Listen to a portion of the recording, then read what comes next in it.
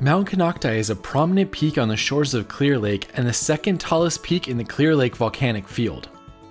This dormant volcano is a popular hike in the county since it's not too difficult and it reaches an amazing viewpoint that looks out over the lakes and valleys that surround it. Plus it has a lot of history, including an old cabin and a plane crash near the top. There are 5 distinct peaks on the mountain. I just hiked the 2 tallest, Howard and Wright Peak. Here's all the information on this awesome hike. I was staying in the town of Kelseyville, which is only about a 15-minute drive to the trailhead. Most of the drive is on a dirt road up to Mt Konocti County Park, but it was easily passable with a 2-wheel drive car when I went. There was only one other car in the parking lot and I saw basically no one else on the trail the entire time I was on it. Today we're heading out on the trail to Mt Konocti. I hope I'm pronouncing that right. It's actually a few peaks, but we're gonna go to Wright and Howard. Here's the map. There's actually some private property that we have to go around, and then there's some old cabin right here that I'm hoping to see, and then Howard and Wright Peak. This is the private property area, so we have to stay to the left. Within about 5 minutes, you'll reach the private property that you have to go through. Luckily, the owners were kind enough to allow a trail through this area, so be kind while you're going through it. You won't have trouble following the trail. There's signs every 15 feet or so that tell you where to go. This little section is one of the steepest parts of the trail, but you'll pretty quickly get back to the main road. All right, so as we come up those stairs, we've crossed over the private property and we're back on county property. We're a half mile into the trail to Wright Peak.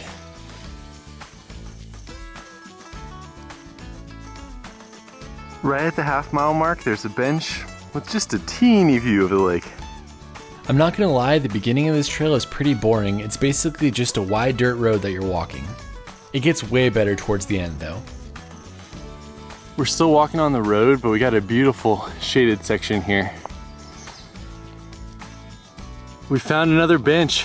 Let's see if this one has a better view than last one. I would say that is definitely a better view. 1 mile in, a third of the way to the summit. So far, most of this trail has just been walking this gradual uphill road. It might be the way it is all the way to the summit. As the trees give way, we're starting to get some nice views though. We are officially 1.5 miles in. There's a bathroom and some picnic tables under the trees. Then there's the base of something right there. And that is Buckingham Peak, which is the 3rd peak you can do. It adds 2 miles because it's 1 mile each way if you want to do that one as well. We are here, halfway. I'm not sure what wildlife I'm supposed to beware of on this trail. Maybe rattlesnakes. Let me know if it's something else though. We are still walking along a road. It's pretty flat right now though. I started this trail around 6:45, 7-ish, and it's been really nice because I've had shade the whole way. I'm sure on the way down it'll be sunny, but at least then I'll be going downhill. So start early, you'll get some nice shade. Bench number 4. View's not looking promising, but we'll see. Nope, the view is basically completely blocked with trees. There is a nice plaque here though. After passing this 4th bench, the rest of the trail gets pretty fantastic. I believe this grove in front of me is walnut trees that were planted by the pioneer woman Mary, whose cabin we're about to see. Pretty incredible place to have a walnut grove. And this area is incredibly beautiful, and look at that forest we're going into.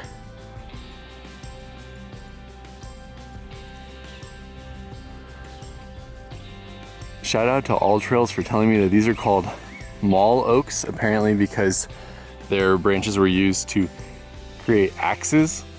And this is kind of a mall oak forest that I'm walking through. So cool just to hear the sounds of the birds.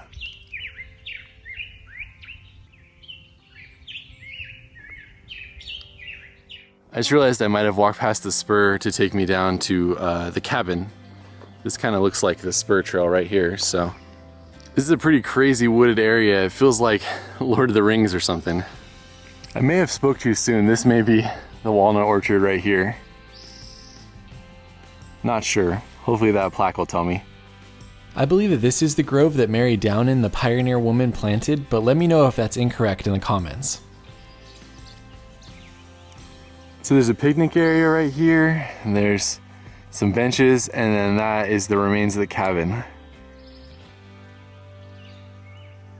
That bench doesn't have a view of the lake, but has a view of the orchard, which is pretty nice. Above average. After exploring the orchard, head over to the cabin and make sure to read about the woman who settled here.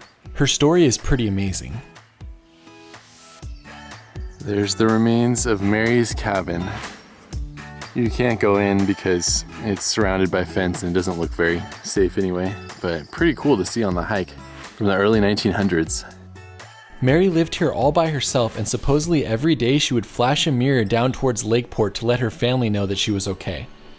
Look at the spot she had her house. Got that orchard out there, and then all of these amazing trees all around. I think this may be the biggest one of the trees I've seen so far. Thing is humongous.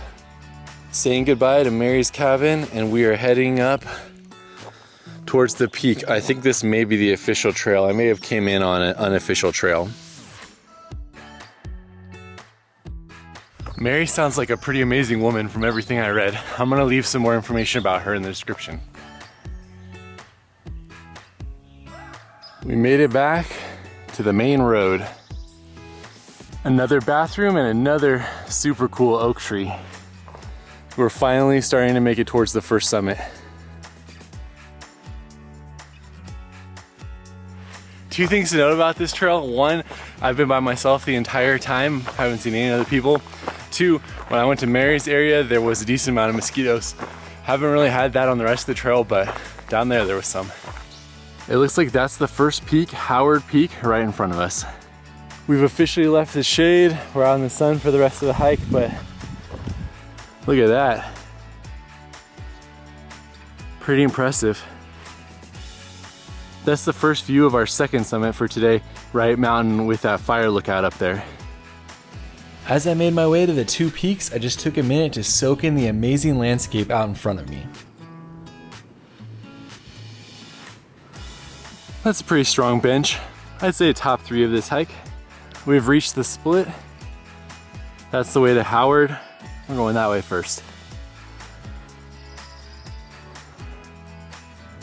This last section up to the summit, it's a little bit steep.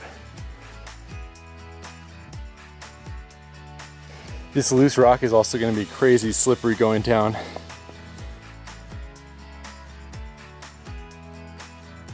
Just like that, we made it to summit number 1, Howard Peak. Howard Peak sits at 4,286 feet, only about 13 feet smaller than Wright. There's only a very small clearing up here to get a view, but it's still worth a half-mile excursion. It is beautiful up here, but I have a feeling that the second summit's going to be even better, as I think it's going to have a better view of the lake. On to summit number 2. It was slippery on the way back down from this peak, but relatively quickly we were back at the split and heading on towards Wright Peak.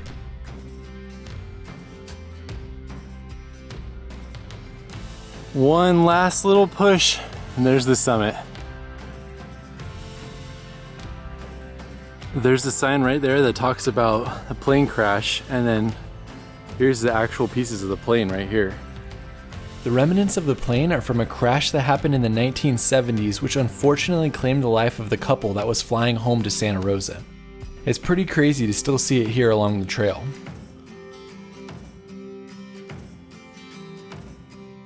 Made it to the summit.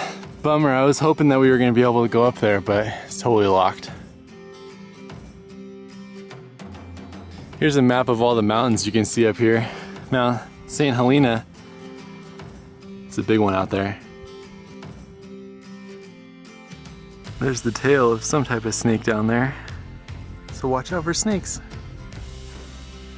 We made it to the summit of Wright Peak. Definitely better views than the last one. It's amazing up here. Look at this missed opportunity. That is an epic bench spot. That would be bench spot number 1 if there was a bench there. That's the previous summit we were on, Howard Peak, and then that's Buckingham in front of us. Honestly, it looks like Buckingham might have one of the best views. Have to go there next time. Once you get to the summit, be sure to give yourself some time to explore. The views from the top of this around 4,300 foot peak are absolutely incredible. That's it for my hike up Mt Konocti. Thanks for hiking this with me. Be sure to check it out if you're in the area, and we'll see you on the next video.